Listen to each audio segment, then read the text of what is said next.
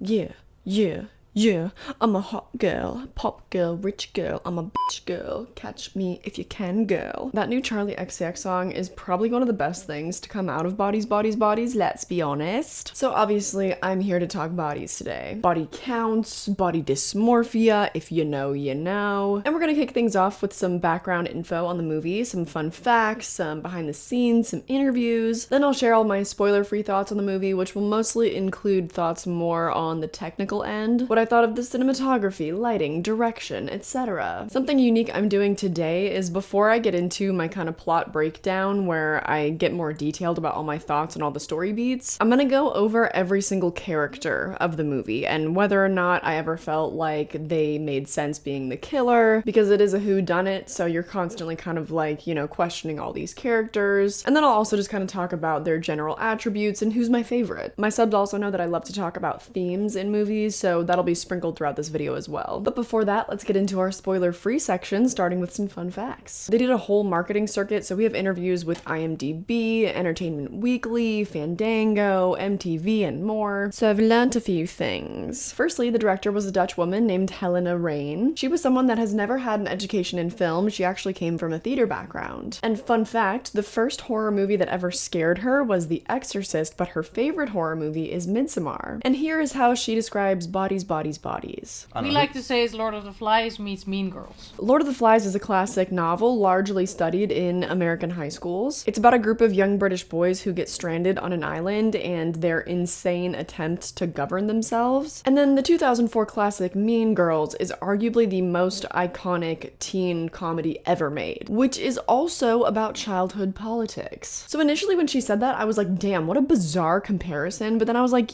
you know, she's right. That's more or less what you can expect from this movie, although the characters are in their early 20s, I believe. The filming of this movie was also supposedly a really good time. In order to kind of bond and get to know each other before they started filming, they played the real game Bodies, Bodies, Bodies, and I've played it before, but we always called it Mafia. Also, once photography began, it became very clear that they had a very involved director, which you love to hear. The actors claimed that she was basically a part of the movie with them. She's in the mud with you. Like, she's in the rain. Yeah. Quite literally. She's like literally out there being like, girls, like, yes. And you're like, I feel you're with us. You're in the movie with us. Like during that party sequence, like she'll just like grab you and like start dancing and and she just gets right in it. That's goals. I want to be a fun director. I want to be a fun boss. What's not super goals though is that this movie became way more method than I thought that it was. Because the movie is about this group of friends that go hide out at their friend's vacation mansion while there's a hurricane going on. And in real life, where they were shooting, there was an actual hurricane warning and winds of like 40 miles per hour. You know, they're like, oh, it's a film, like it's not really happening. No, that was happening to us. We were fully in a hurricane. The winds were what?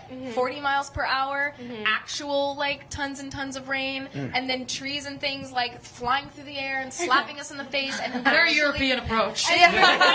Despite that, like I said, for the most part, they had a really good time. The director is 46 and she wanted to make a very accurate kind of statement movie about Gen Z, and so she collaborated a lot with the actors. They would go to dinner together pretty often, and so they would come up with lines that would later be used in the movie. You also probably noticed that Lee Pace and Pete Davidson star in this movie, and all the girls had nothing but positive things to say about them. While they all had a good time filming this for the most part, there were some scenes that I guess were kind of traumatic for them to film, but Pete Davidson always kept the air light. They also said that he was really sweet and really professional. There were similar sentiments about Lee Pace, who is apparently a very giving actor. Lee just gives everything every take, and it's really, even if it's not his coverage, and that was great. That's a pretty crazy commitment to the bit. If you don't know anything about shooting movies, generally the least amount of time you'd spend per day on set is about 12 hours. I have never been on a set that wrapped on time, but maybe some union sets are different. But imagine that you're having to act for 12 hours a day at minimum. And you think to yourself, let me expend as much energy as I possibly can in this role every single take, regardless of if the camera is on me. It takes a special actor. I don't feel like people realize how exhausting acting is, but the more that you give, the better that your scene partner will do. So it really is beneficial to be giving it your all, even if the camera is not on you. And I think that it shows for a lot of the movie. This absolutely felt like a privileged group of assholes with very surface level friendships, and that's exactly what the movie was going for. That brings us to my spoiler-free thoughts on the movie. Let's get that rolling. The reception of this movie has been pretty overwhelmingly positive, and yet again, I feel like I can't get in the club. This was a 3 out of 5 star 4-star movie for me, and there are several reasons why, but let me get into the positives first. I love this cast to death on screen and off. They're a really fun group of people, and for the most part enjoyable to watch on screen. I have some complaints, but like we'll get into that later. Because they're horrible people, but it's all kind of part of the spoof vibe, so it's kind of fun to watch them be horrible to each other. This movie also has a really unique reveal, and that's not a spoiler because it's a whodunit, so obviously there is some kind of reveal at the end. But it wasn't quite the serve that they thought it would be, I don't think. I thought it was building up to be a little bit bigger of a reveal, but I can't really knock it because it does definitely go in theme with the movie. It was just a little bit disappointing. Another positive though, this movie is pretty funny. There were a few moments that had me genuinely just busting up, but they were a little few and far between, and some of the humor didn't land at all. Okay, I don't know why I'm spinning my positives to negatives, I'm sorry. The movie is more good than it is bad. It just didn't wow me, so, you know, hence the 3 out of 5 stars. Definitely not mad I watched it, would probably absolutely watch it again if I was at a little girls' night sleepover. It's just nothing groundbreaking for several reasons, so let me get into some of those negatives. This is my biggest pet peeve about the movie, but it's just that the camera work drove me up the fucking wall. A lot of people have pointed this out on places like Letterboxd too, so I'm sorry if you've already heard people vent about this, but the spatial awareness was zilch. It was bubkiss, goose egg. We're in this great big mansion, but we might as well be in a regular old house in the suburbs from how much we really see of it. It's so confusing. You never get a layout of the house because they don't ever establish the space, so you also never know where you are in the house. I partially get it because it is very character driven, so they're obviously gonna have a lot of tight close-ups, but they were all handheld in this movie, which is not my cup of tea. And that was also to the detriment of knowing where they were in the house most of the time. They could have been in any bedroom or any hallway, you know? Also, they would do jump cuts, so like in one scene, they would be huddled around each other, trying to keep each other safe, and then they would cut to the next scene where somebody is walking down a hallway by themselves, and you're like, why? I get it, it's a satire, so they're gonna do the stupid horror movie character thing where they be stupid. At some point, calling something a satire kind of feels like a crutch because then you can just make excuses for anything. This movie mostly accomplishes what it wants to, can't deny that, gotta respect it. I just feel like the satire element made it kind of a mediocre experience. A better example, you know, Scream. This is a proper satire. It calls out all the absurdity of slashers while still being one of the most incredible whodunits ever made. Bodies felt like it was further towards the end of the spectrum where the satire was more of a crutch, but maybe that's just me. The camera work and the editing are definitely to blame for the lack of spatial awareness, but I also am inclined to kind of blame the direction. After learning that a good amount of this movie was improvised and that the director had really only had theater experience, I was like, yeah, okay, the puzzle pieces are falling into place. So perhaps with a little more film experience, I think this director could easily give us the next Mean Girls. I believe in her. Because from what it sounds like, to work with her and the energy that she brought to set, I'm really excited to see whatever she does next. I hope that she would continue to make female-centric stories like this with really good ensemble casts. And speaking of ensemble casts, I want to talk about these characters, baby. So let me conclude the spoiler-free section with my recommendations. I think you should go see this movie because honestly, you'll probably like it more than I did. When you've studied and made movies, you're just unfortunately gonna notice a lot more nonsense than most people will. Like the spatial awareness, for example, that's probably not ever gonna cross your mind while you're watching this movie, or ooh, now maybe it will, sorry. Just wash that from your head. I think this movie is fun, it has a unique twist for a whodunit, just don't expect anything revolutionary, you know? Now let's get cracking on these characters, babes. This is where the spoiler-filled section starts, so I recommend clicking off if you haven't seen this movie yet. Let's start with the boys, because they're just less consequential. Lee Pace's character is kind of an enigma, he's just there to look pretty and be the red herring. And then Pete Davidson's character is a little bit more complex. What he wanted to do was show a different side of his acting, and I think he really succeeded in that. Absolutely. That toxic masculinity. Yeah. So it's definitely not Pete's usual role, but he does have some comedic moments for sure. Oddly, his comedy did not work for me at all. It was, as I referenced earlier, a lot of the humor fell flat. Well, I just look like I fuck. You know what I mean? I look like I fuck.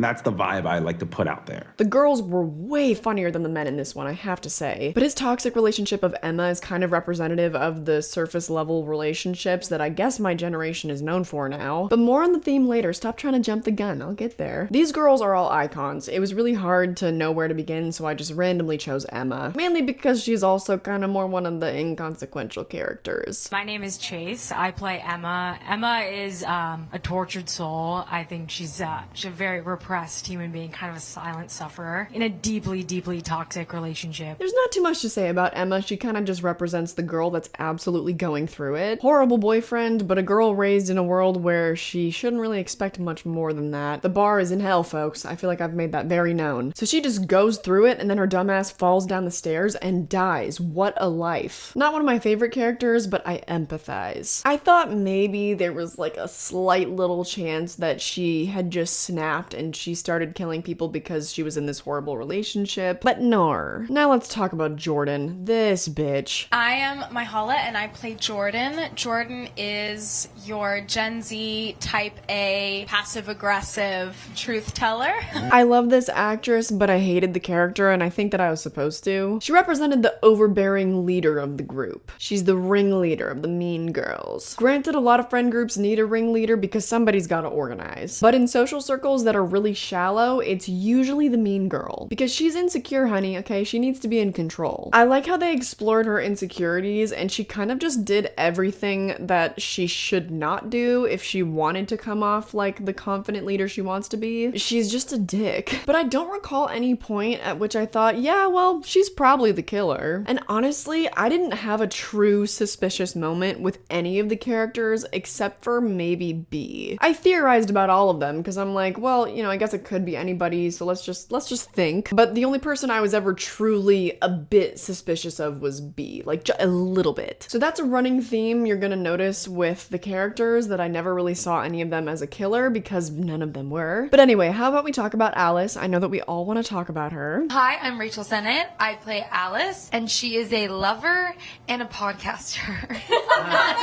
She was far and away my favorite character. I'm sure she was your favorite character too. She's the worst, but this actress, she is a goddamn comedian. And I have body dysmorphia. She represents kind of the most shallow end of Gen Z, where she's somebody that goes on the internet and she sees something that's kind of relatable about mental illness and she goes, oh, quirky, that's so me. Like, she has no real world problems because she's rich, you know, even if she has mental health issues, she can afford the best therapy. So she manufactures these issues for herself to kind of relate to the peasants that listen to her podcast. If you think of any YouTuber that became super rich and then lost their relatability, it's kind of a similar story. But what we have with Alice is that she was already rich, so she was never going to be a relatable person. And she's the type of rich person that thinks that they should have a podcast. I love it. Bravo, Rachel Sennett. Also, no shot that she was ever going to be the killer. Did not cross my mind. She just was not smart enough. Again, it would have had to be a major character switch up for the reveal to be her. But last fun fact about her character is basically just that she is a true talent. I would say like 50% of what Rachel does that's in the film, that is actually in the film, is all Rachel. She is definitely a brilliant comedian, and improv is like nothing to her. I actually talked about this during my first reaction on Patreon. I took a guess that this movie was improvised largely because of like the shitty camera work, but also because of some of this girl's dialogue. And lo and behold, I was right, which is not a surprise because I am a witch who tells the future. It's true! Now let's talk about B, our little Russian friend. Okay, in real life, that actress is Bulgarian, so I feel like I remember in the movie they said she was Russian though. Hi, I'm Maria Bakalova and I'm playing B. I'm playing the new girl, the outsider, and she's a little bit awkward, but she's good-hearted. I hope.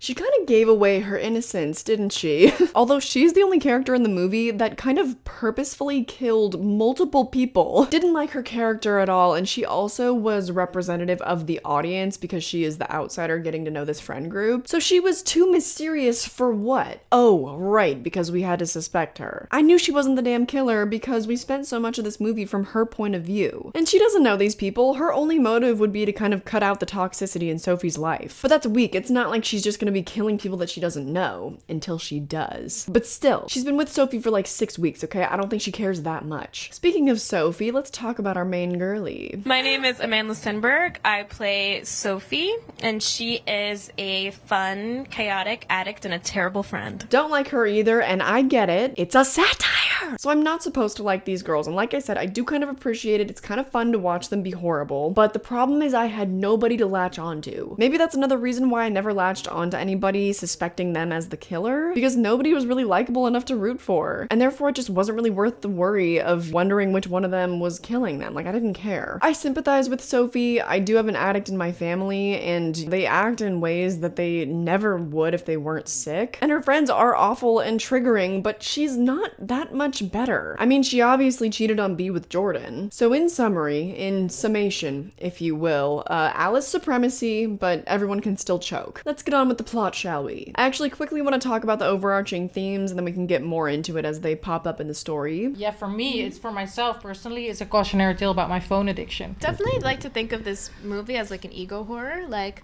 it is a cautionary tale about Gen Z, the things that we should be wary of in this generation, you know, vapidity, relationships that are not actually built on any real foundation, judgment, cancel culture. Definitely all of that stuff is packed into the film as like the actual most horrific thing that's in it. The one thing I didn't really connect with at all with what she said there is the phone addiction thing. I think that was really just what the director was getting out of this experience. And I feel her. I have not experienced sleep paralysis since I released Somnum. Making horror movies can be very cathartic for working through your fears. I feel like she's kind of not rightfully conflating her own experience with the actual intention of the movie. Anyway, the Gen Z commentary is huge, so we'll be getting into that for sure. The movie starts out with B and Sophie going to their friend's hurricane party and B meeting all these terrible people. Right off the bat with that pool scene, this movie was weird vibes. I don't know if this was shot sequentially, I would assume probably not, but there was very little chemistry in that first scene, which at first I thought was unintentional, but then I was like, wait. None of these people actually have any type of connection or chemistry. They just have proximity, which for my age group, I've noticed that a lot of people think that that's what friendship is. Like, it's actually getting weird out here. It takes a lot for me to consider somebody my friend. Like, we really need to connect and like know each other. Friendship is a really powerful thing that I feel like people underestimate, and it just makes me wonder if some people have really never had a true friend in their lives. That was dark, wasn't it? I'm sorry. We learned that some mystery person named Max left the party early because he got in a fight with David, and it's one of the weakest red herrings I've ever seen. The thought that there would be a character lurking about and killing people off and we never got to meet them, never got to see them, absolutely not. Then they decide to play bodies, bodies, bodies, and the power goes out, and fun fact, they were actually slapping each other for that scene. They really did not want us to do that, and we insisted. Yeah, we were all like BDSM. Yeah. I mean, we actually slapped each other. Yeah.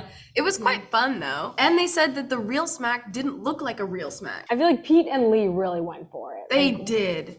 We heard that crack. Yeah, that was on Lee's Really? stunning face. You don't remember that?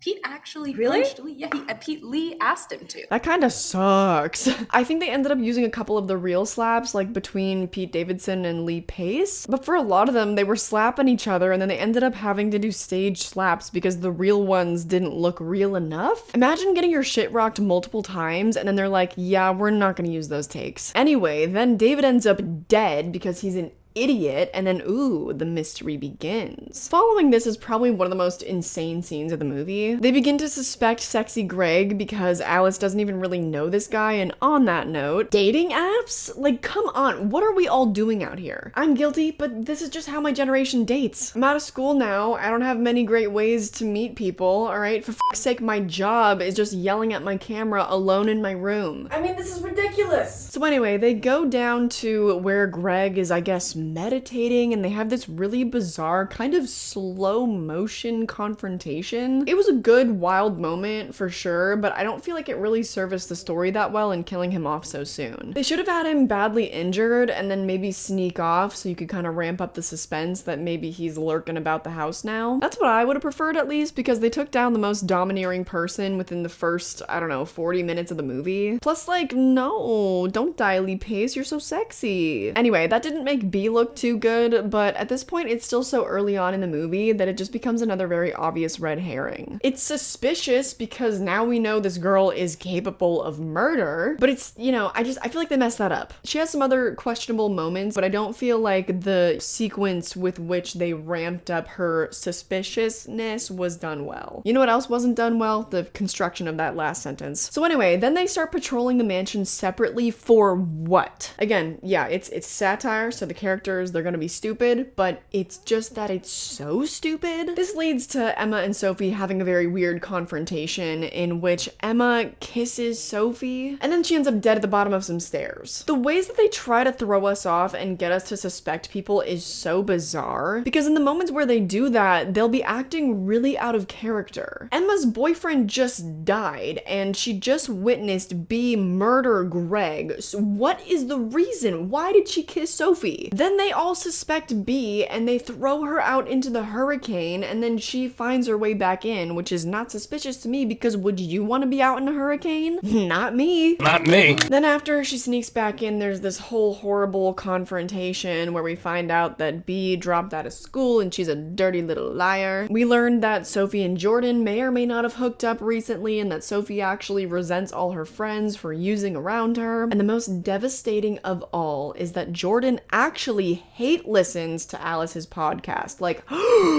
but to be honest, this part of the movie really annoyed me because they're supposed to be speaking in Gen Z language and they're just kind of failing miserably at it. I could see that kind of loaded language they used being spoken between teenagers maybe who like didn't know what it meant. It was very much giving social justice warrior, but the very fake kind where they just speak out of their ass. And you're like, wow, yes, that's a very big word that you clearly do not know the definition of. And don't get me wrong, I get that it's kind of on brand for these awful characters, but it just does not feel at all like dialogue you would hear between real 20-somethings. This ensues in a struggle though, in which bitch-ass Jordan ends up shooting Alice fatally in the frickin' head. Rip to the best character, I don't even care anymore. So naturally the girls are still fighting because that was fucked up, and B attacks Jordan and basically throws her off the railing, and then this is so out of pocket. With her dying breath, Jordan tells B to check Sophie's text messages. I'm over it at this point, but there's more fighting to be done. The next day, the hurricane has blown over and it's just Sophie and B, and Sophie admits that she saw Emma fall down the stairs. So many stupid accidental deaths, like dare I say too many. So B holds her at gunpoint, not necessarily because she thinks she's a killer, but because you guessed it, she wants to see her text messages. And it's about to get catastrophic for them because they're fighting over Sophie's phone, which she threw in the mud, and that, you know, really screams innocence. Then find David's phone, which reveals that the fucking idiot killed himself. As soon as that video started with him playing around with the sword, I was like, oh, he killed himself, didn't he? Yeah, he sure did. I'll admit that was a real letdown because I thought that maybe B or Sophie would finally crack. That would have been preferable to me at least because it would have been way more climactic. But again, say it with me now, it's a satire. Ugh, I'm exhausted. The worst part of it is probably the fact that he is doing a TikTok dance to Bored in the House, Bored in the House, Bored. The one that was popular like 2 years ago? Yeah. Just another moment that feels really out of touch with Gen Z shenanigans. Pete is technically a millennial too. He's 28, so that just felt out of alignment. It feels like a huge middle finger to the privileged class of Gen Z, but they couldn't even roast us correctly. If you're gonna try to insult me, get your facts right, you know? To conclude, I think they got their point across. My generation can be very vapid and annoying, I get it, but we're also way smarter than any generation that came before us. We've had the entire world in our pockets since like age 10, so you're gonna have to do better than that. I'm sorry. That's why I was let down by this movie, but I do think on a rewatch, I'll like it a lot more. Knowing the ending and keeping the perspective that these idiots are just bumbling around a mansion when no one is actually trying to kill them, that should be more fun the second time around. At least I hope so, because I do plan to go out and see it again. But for now, I stand by my very average 3 out of 5 stars. If you loved it, I want to hear about it, so drop all your thoughts down below in the comments. Throw me a like, make sure that you're subscribed, because YouTube does love engagement. It helps me out a lot. It's time to thank some people though, so a huge shout out to my patrons. Thank you for being such a crucial part of this channel. I appreciate the continued support so much that I do offer these lovely people some bonus content. Sometimes I'm releasing videos to Patreon every couple of days. It just kind of depends on when new horror releases are coming out. But for example, you know, I talked about Bodies, Bodies, Bodies, then a couple days later I was talking about Fall and Day Shift, and then just a couple days after that I was talking about Orphan First Kill. So they get a lot of good bonus content over there. And my first thoughts are very unfiltered because I don't typically edit those videos much at all. So, you know, you get a little more authenticity. Hippie. But all my other social media and everything else is listed down below if you want to go follow me, you know, Twitter, Instagram, TikTok, things like that. I hope that you enjoyed this review, and I hope I catch you in the next one. Bye!